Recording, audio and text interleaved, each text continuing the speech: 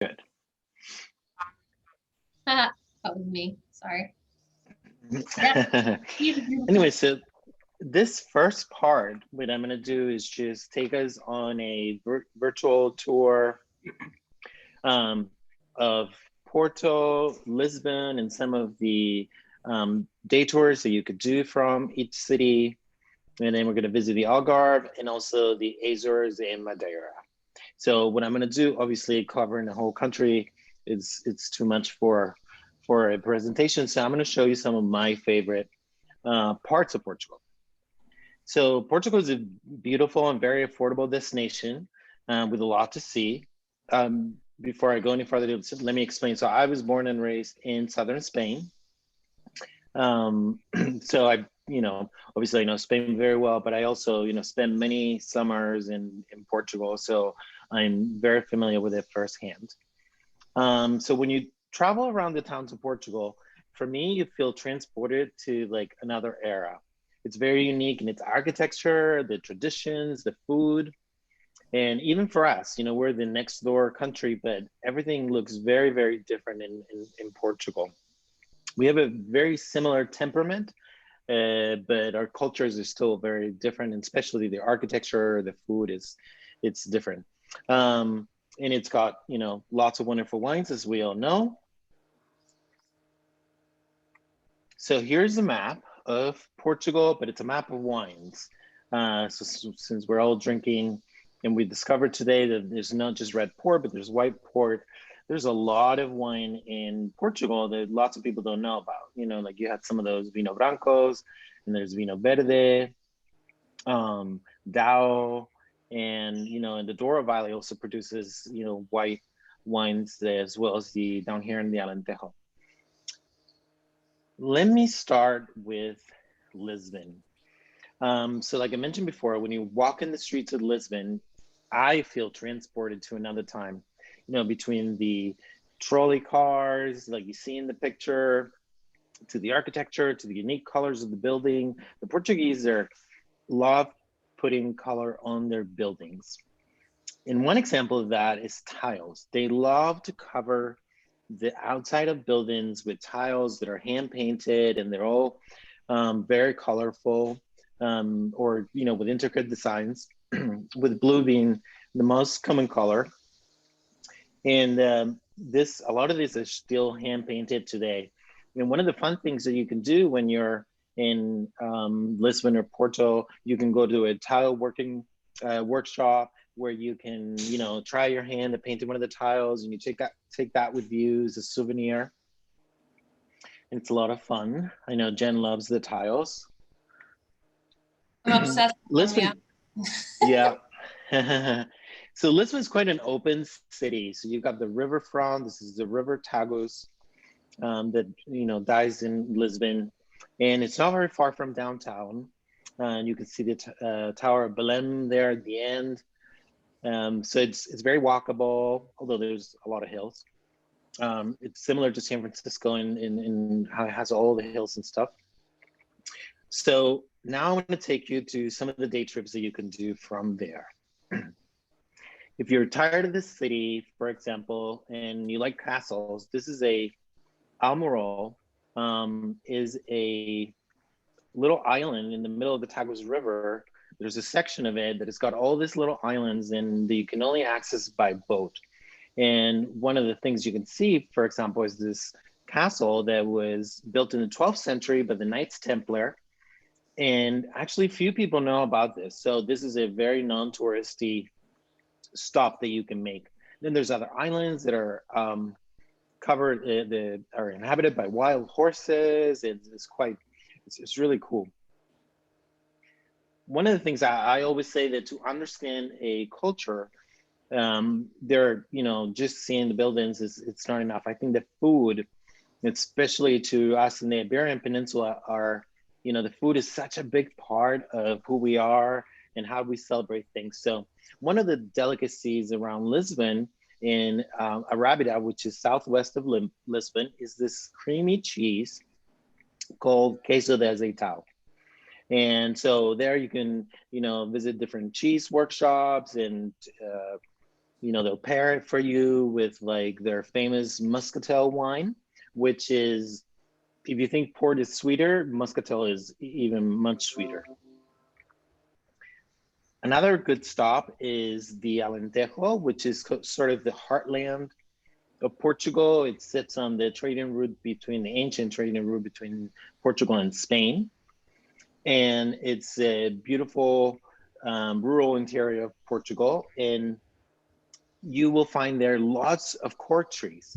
And I have a picture of cork here because more than 50% of the cork consumed in the entire world is produced here in the Alentejo region of Portugal.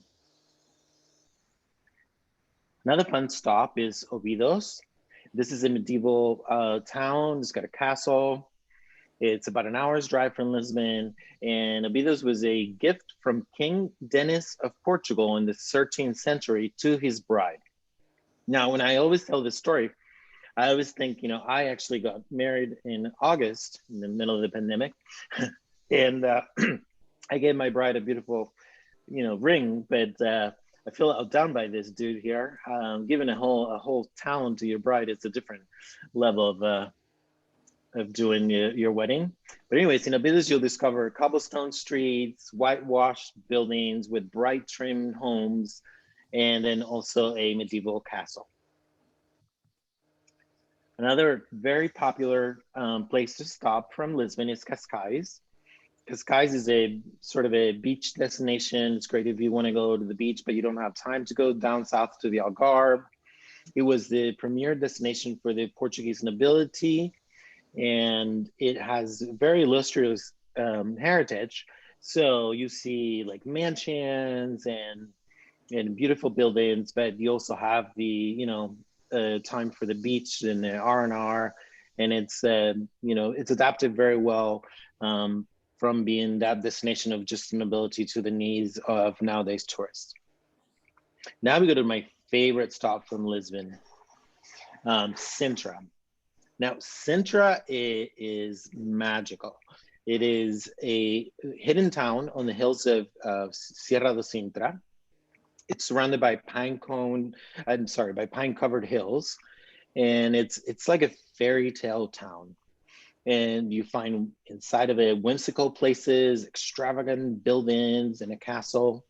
What you see in this picture is called the Initiation Well, but it's not a well in its traditional form. There is no water to be drawn from it. So but it's still, it goes down into the ground and the spiral staircase that you see. And this was part of the initiation ritual for becoming a Knights Templar. So it's cool to see and visit. It's like an underground tower with stairs.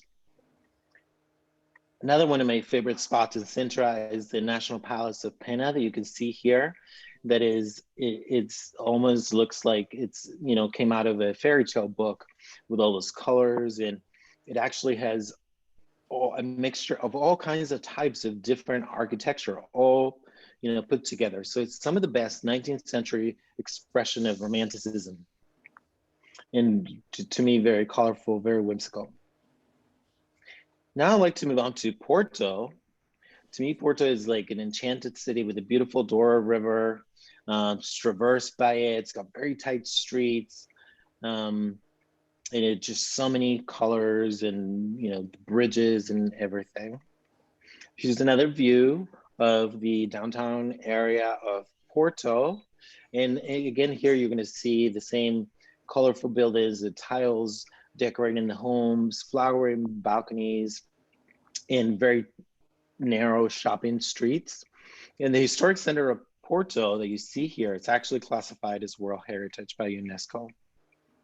Here's another example of the tile work and the beautiful tiles decorating the building, and see like all the intricate detail in.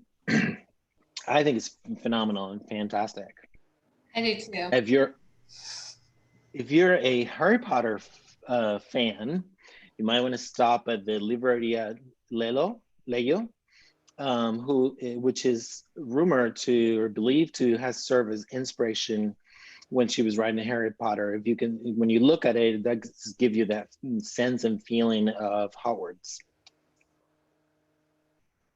Another way to get to know a culture is to experience their, musical traditions. And Fado is the folklore of Portugal. It's a very soul-filled musical style. It's like melancholic with mourning voices. It's always accompanied by an acoustic guitar and a Portuguese guitar. And it's so important in Portuguese culture that it was included in UNESCO's list of world's intangible cultural heritage. And you can go to a non-touristy fado performance, whether you're in Porto or you're in Lisbon, you will find it all over. How does it compare to like the music in Spain and like the flamenco? Yes, yeah. so it is similar. It has got some of the same sort of, that melancholy and longing, and the singing, very, very expressive. But the instruments are different, and it's just, the tune of it and the melody of it is just a little different, but it's very similar.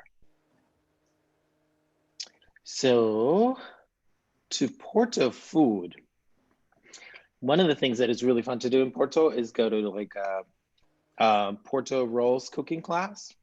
You learn how to prepare this Porto Rolls, which are codfish fried cakes. So I have another picture here of cod, or bacalhau. Bacalhau de Porto would be this recipe, because the Portuguese say that there are 365 different ways to prepare cod. So one for every day. So yeah, so it's, I love bacalhau. It's a salt, it's not we can order it here in the States, but because it comes salted, so you have to soak it in water overnight, and it gets rid of the salt, but some of the brininess still stays with it. So if you're patient and love cooking, this is a great, I actually have some recipes and Jenkins sent to you. And for the reason, because it's so briny and strong in flavor, you actually pair it with red wine instead of white wine, even though it's a fish. So are olives big in Portugal? Say that again? Are olives big in Portugal? Like, I know that.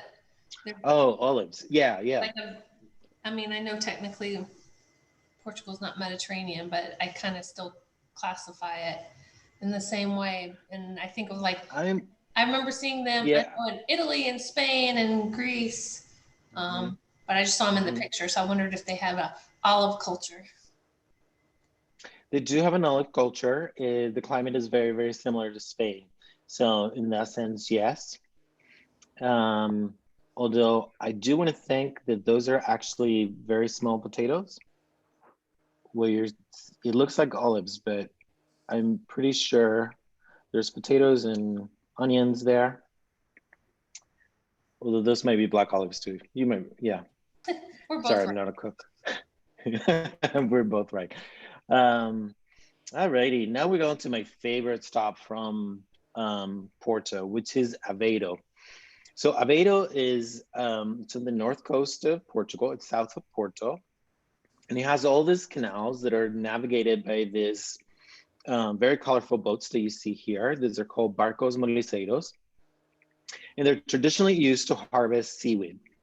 So as you can imagine, they call this the Venice of Portugal, and it's also typical for its Art Nouveau architecture that you can see there in the background. So that's a really cool spot or stop when you're staying in Porto.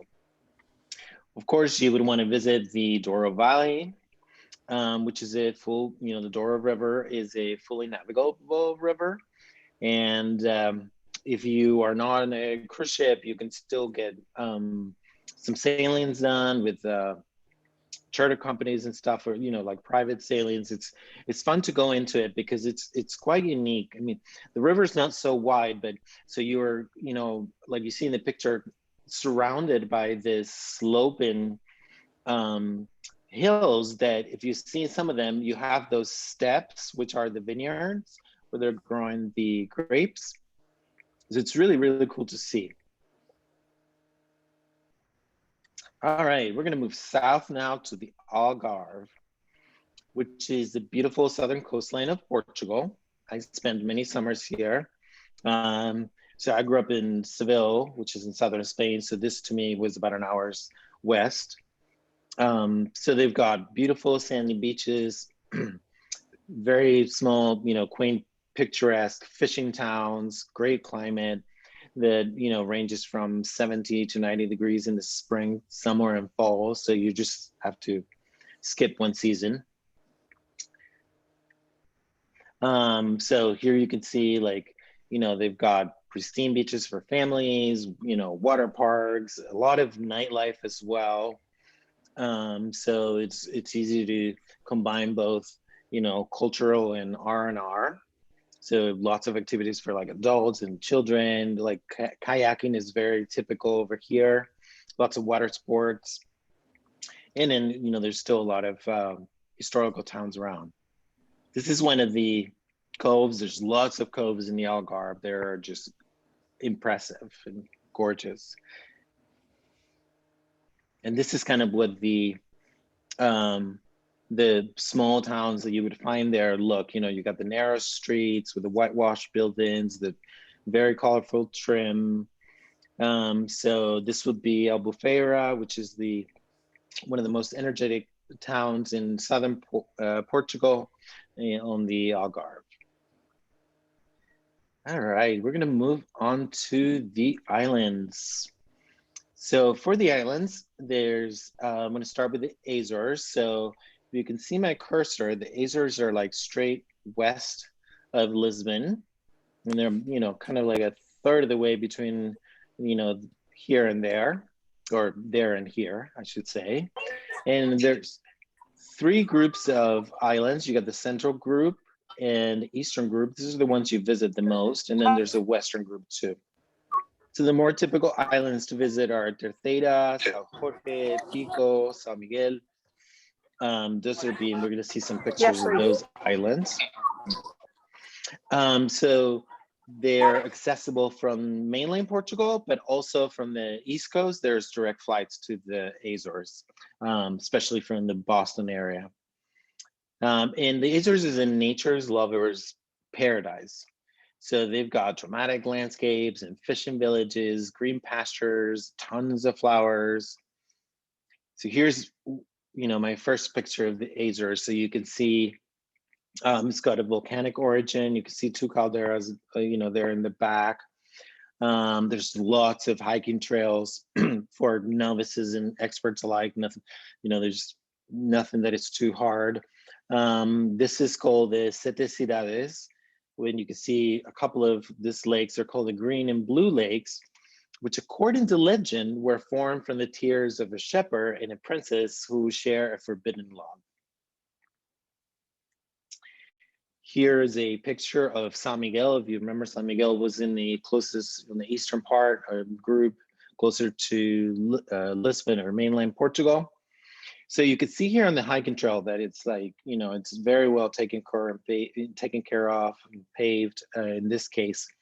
So it's easy hiking, but I love personally nature. So to me, this is a paradise because you have all this, greenery with the beautiful flowers at the same time. So it's very cool. That looks like a lot in that picture. Yes. What's the like year-round temperature there on the Azores? Is it like more temperate or? It's very temperate. It's very much spring-like temperature almost all year round. So it's a destination you can visit just about, again, skip winter, but it's very moderate. So here's this scenic view of Pedreira, which is a small village in the northeast region of San Miguel. And you can see a typical village here. And again, I love how the Portuguese love putting color all over the homes and the houses and how they contrast with the greenery of the island. Now we're going to move to Madeira. And Madeira is, if you can see, if you know where the Canary Islands of Spain are, right across from Morocco, it's a little bit north of that. To get to Madeira, Most people get there either in a cruise port, or you have to fly in from Lisbon. And so you get two main islands, Madeira and Porto Santo, to visit, which is also, you know, lots of nature, very beautiful, exotic colors of flowers, beautiful, beautiful seas. We're going to see a picture of that. But first of all, this is my favorite spot in Madeira, which is the village of Santana. And it's a small village on the north side of the island, and it has this 100 thatch roof homes. It used to be, these are the rural homes that were inhabited by the farmers that settled the island. And this village is like surrounded by like waterfalls and cobblestone streets, flowers, ravines. It's really, really cool.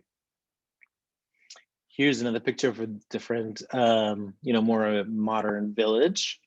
But still, it's, you know, and they're similar to the ones that we saw in the Azores, right? So you have the same colorful buildings with the lush green landscapes and the colorful flowers and so on.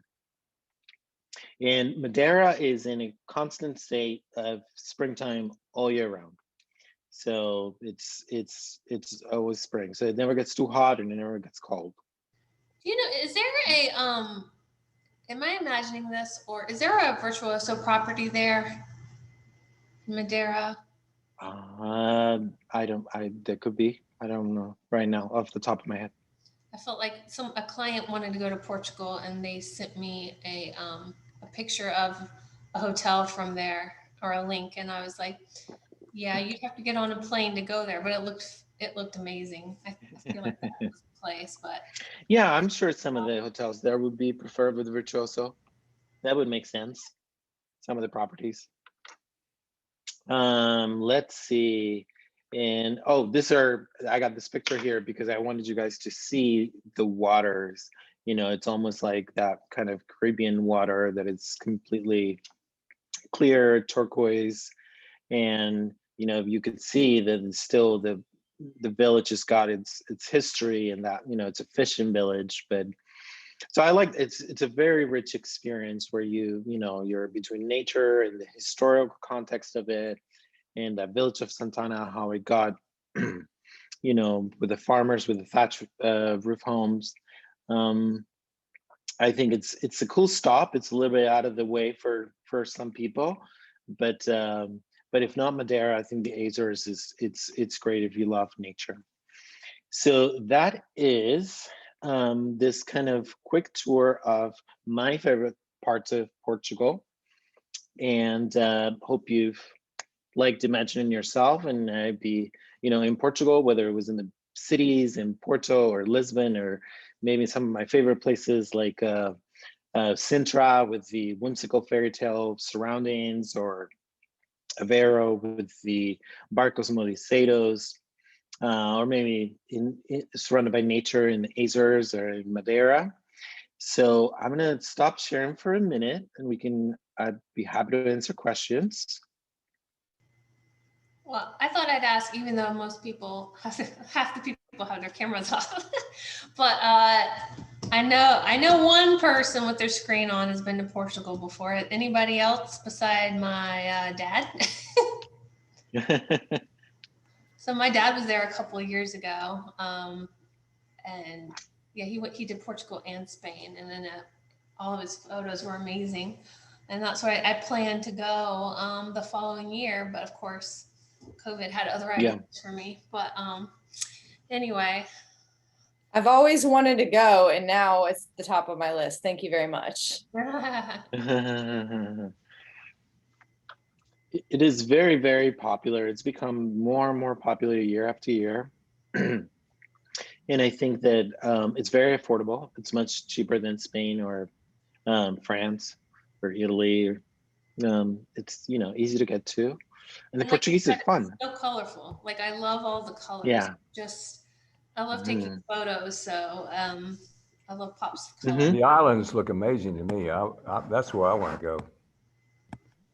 The where? And the islands, the Azores and the Madeira.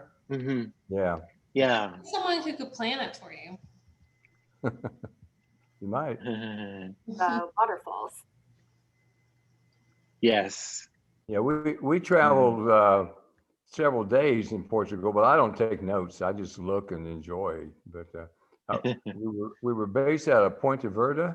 That's where we started. Okay, sure. And Okay.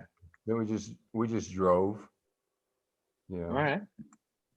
He doesn't take notes. He's been, I guess he just was there 2 years ago. So he keeps sharing the photos with no context whatsoever. It's just like Portugal, 2019. And how did you feel about driving in Portugal? It was easy. It was no problem. Okay. Yes.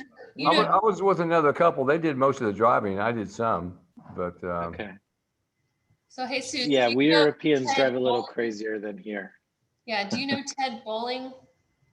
Do you work yes. with him? Yeah. Yes. So when I was going last year before COVID, that he was like telling me, he was like warning me, he's like, don't rent a car. I know you think you can rent a car, but you can't rent a car. And I'm like we've rented a car all over Italy. We've rented a car, like we've been in the places where we had to like flip our mirrors in, and he's like, don't do it. So he talked me out of it.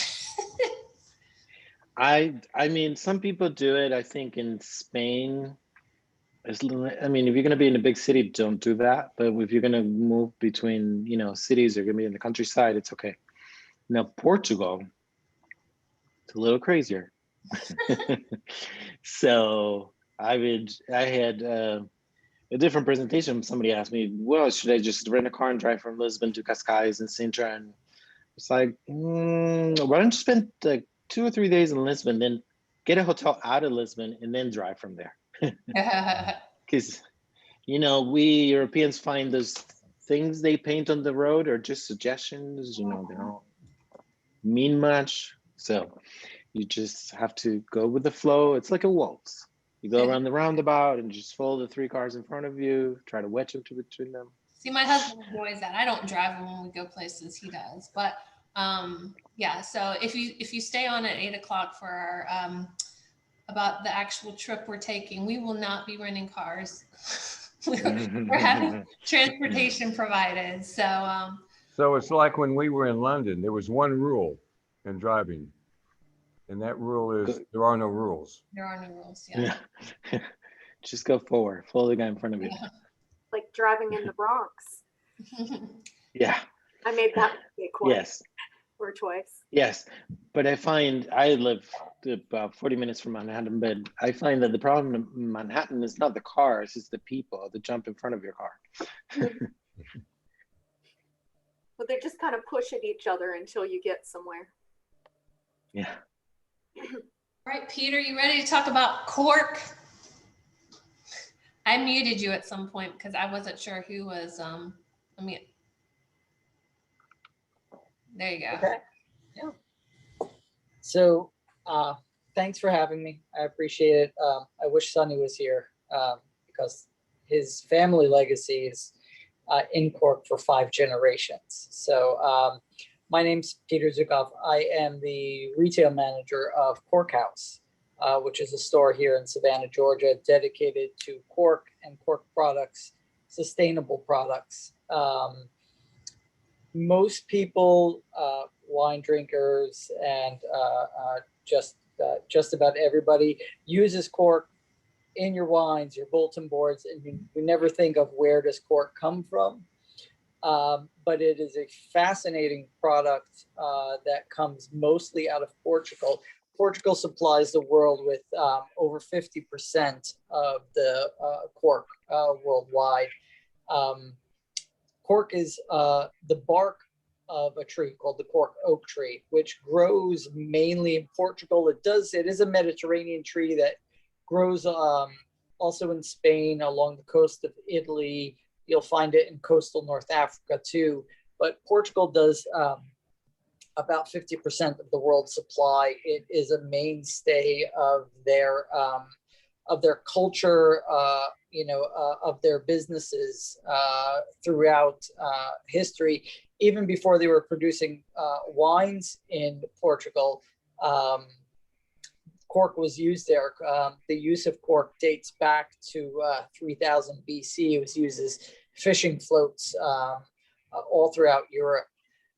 But what's really truly unique about cork and this wonderful oak tree is how sustainable it is, and how the forests there are managed and used. So the cork oak, it's similar. If you've seen the live oaks down here in around the Savannah area, it's similar to an oak like that. The beauty of it is the bark can be peeled off this tree without any harm to the tree itself. And the bark will grow several inches thick. The bark regrows on the tree. Every other tree in the world would be killed instantly if you peeled its bark off, but not the cork oak. So the cork oaks are never, ever cut down. They're left to live out their natural lifespans, which can be upwards of 200 years old. The bark, once it's peeled off the tree, is then dried, graded, and then your corks are actually hand punched out of each piece of bark. The remnants from that process then get chipped up and recomposed back together to make your bulletin boards, to make flooring, to make that fabulous fabric and that keychain. You can make a wonderful fabric, a really durable fabric from it. So like Carrie had said, pocketbooks, you can make clothing out of it, just about anything, shoes. Cork has some amazing properties. So it does grow back on the tree. It's wonderful, but the cork itself has a substance in it called suberin, which is kind of like a wax. It's only found in cork. And what the suberin does is it repels liquids. So it repels water and all liquids. It makes the cork impermeable. It has antibacterial, antifungal properties, as well as allowing the cork to stay flexible over time. And that's like what you said when you got that keychain, how amazed at how soft it is. That's that suberin that just allows it to stay soft. And it being already in its dry state, the beauty of cork is that it's not going to dry out like a leather would. So the fabrics don't need to be treated any particular way. You don't need to re-oil them or give them anything. They just soften up over time.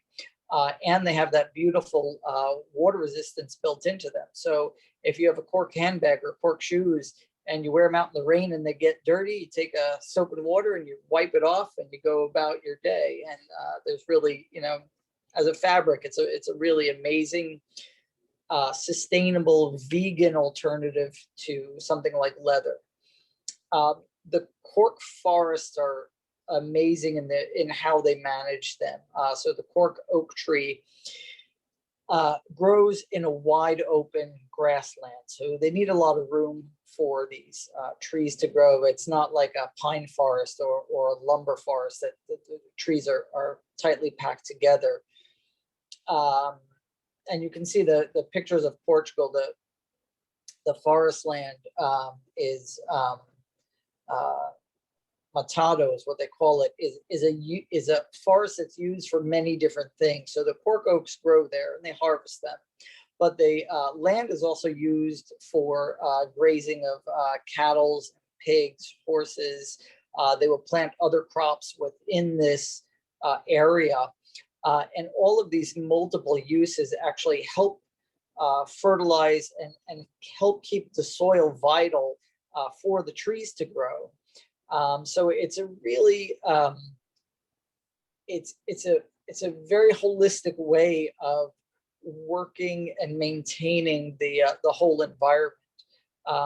Cork itself, they only harvest about 3 to 4 months out of the year. So the rest of the time, there's not machinery in the forest. The cork, if you ever go online, look up the cork harvest, look up videos of it. It's absolutely a beautiful thing to watch. It's all done by hand. So you have a team of 2 people, and a lot of times you'll see people in their 40s, 50s, 60s climbing these trees with an axe, a special axe that they use. And they strip the tree by hand. It's really beautiful to watch the precision at which these workmen harvest this cork, because one wrong swing of that axe and you can damage that tree, not only for that year, but for coming harvests down the line. So they are very particular in their training to be able to wield these axes with incredible precision. And it's these traditions are handed down from generation to generation. So often you'll see grandchildren working with their grandparents, working on trees that their grandparents worked on, since the trees live so long. So it's a beautiful thing to watch this sort of timeline, happen. Like I said, these forests have been managed and used for thousands of years. Really today people are starting to look for those sustainable products again. Cork has really been revitalized in its uses. So we're seeing a demand for it that we've haven't seen before here in the US, and I think worldwide, in flooring, in fashion now, because it is such a sustainable product. It's even used in the space industry. Our company sold cork to SpaceX last year. It's been used as a insulation. So it's a fascinating product, and one that's very deep into the Portuguese culture. So when you go there, you will see them use it all over. Yeah, I've watched some of those videos of, like you were saying, about how it's generational, and it's like, generations do the same job because it's so intricate in what they do, and it's so demanding too. I mean, it's not like there's a machine that does it. It's very physical. There isn't, and so cork is managed by hand. So not only do they peel it by hand off the tree, after they dry it, and it dries for about 6 months, open air, then it gets graded. And it's graded by hand. People pick up each piece of cork, look at it, see how porous it is, just by eye, and they grade it and give it out, divide it up to go to different manufacturing. And even the corks that we have today are hand punched with pneumatic machines. So when you have a solid cork, that was somebody's work punching it out of a machine. So there is a lot of physical labor that goes into the processing of it. But I think it's part of the beauty and the heritage of such a unique place and a wonderful piece of nature that we can use. I don't think that there is another sustainable product or another more sustainable product than cork, something that nature just continually grows back without us having to really harm anything. Cork is a carbon neutral production. So even after the factories produce it and ship it worldwide, because we never cut down the trees themselves, they are continually sucking in carbon. That it's a carbon neutral manufacturing process. What are some of the products you have at Cork House? And are you, as a person from Savannah, are you off Bay Street? I used to work with Carrie when her Plots was located there. So right. So we had a warehouse originally on Farm Street, but now we have our facility on Bay Street, right in downtown Savannah, right in front of the new JW Marriott plant Riverside, which is kind of fun. We have everything from coasters to hot pads, placemats, handbags, aprons, pillow covers, shoes, jewelry. A lot of our jewelry is handmade by Savannah artists and SCAD students who we encourage to use cork and these sustainable materials. We are getting in, we just got in the first batch, but we're getting in a lot of Portuguese furniture now made out of cork. And notebooks, you name it, if it's made out of cork, we have it. One of my favorite things, we just got in a new line of shoes. I love cork shoes because of how, well they wear, and cork hats are amazing as well. In Savannah with our son, you can't have enough hats.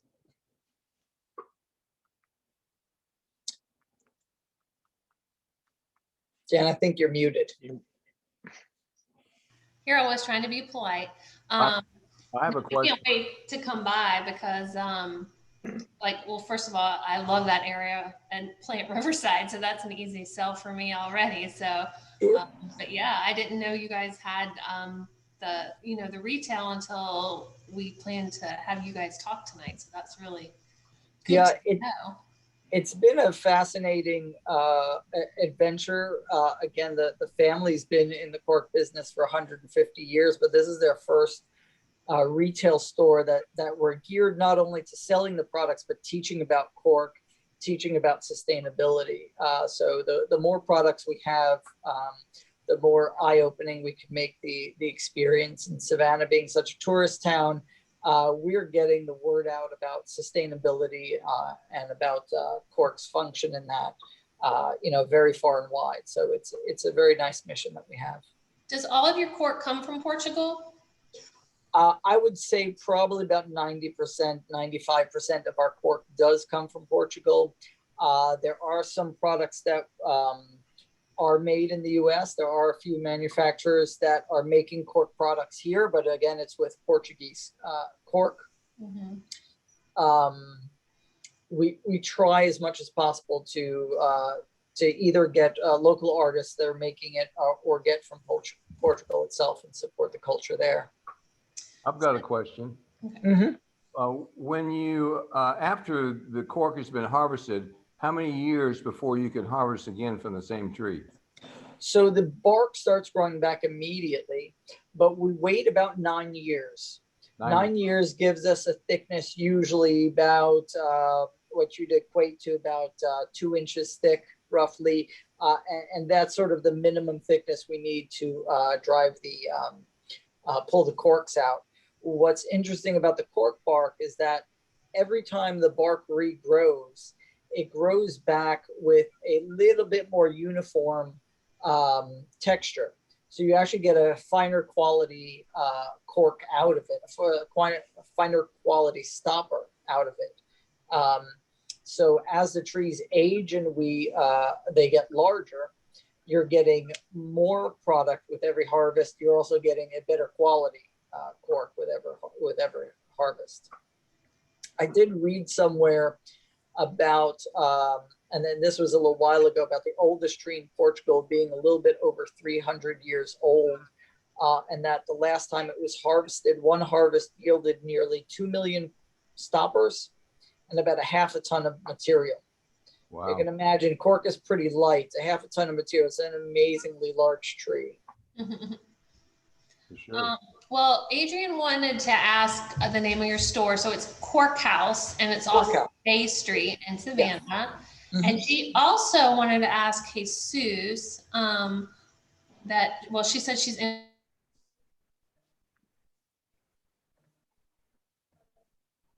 You lost Jen. Yeah, I was frozen. Sorry. Yeah, so I said I want to try to talk her into going on our trip in April, but she might have a different spring break because she lives somewhere different. But she wants to know what's a good length of time. Oh, you already got her. 9 days. Yeah. Which is about how long our trip is, right? Yeah. Yeah. Oh, is it? Yeah. Okay. I mean, that's great because I was, I didn't know if we needed to stay. 1 week obviously wouldn't be enough. So 9 days sounds nice to be able to get around and see everything. Yeah. Right. Okay. You can, if you want to stay, even if you can't go on our trip, you can get an idea of like an itinerary that would be good for 9 days, especially with kids, because I know you have kids and I didn't want to move around too much. You know, with kids, you don't want to be packing and unpacking every day. So the nice thing about Portugal is it's a size where you can just stay a couple places and do day trips and see a lot of things. So I just want to take this opportunity that if you don't want to stay for this part and hear about the trip that I know, I do. Well, I think it'll be fun. You, but anybody who wants to log off, this is your chance. I'd love to stay and hear about it. I've been wanting to go for a long time. So this is exciting to hear about it. Well, great. And also Emily made a comment and she said she's been to Lisbon. So she's actually been, I believe she told me she's been to all 7 continents, even Antarctica. So she's kind of, she's out-continented me. So, but yeah, Jesus, if you want to go into the trip we put together, we can talk about that. Yes. Let's do that. To here. All right.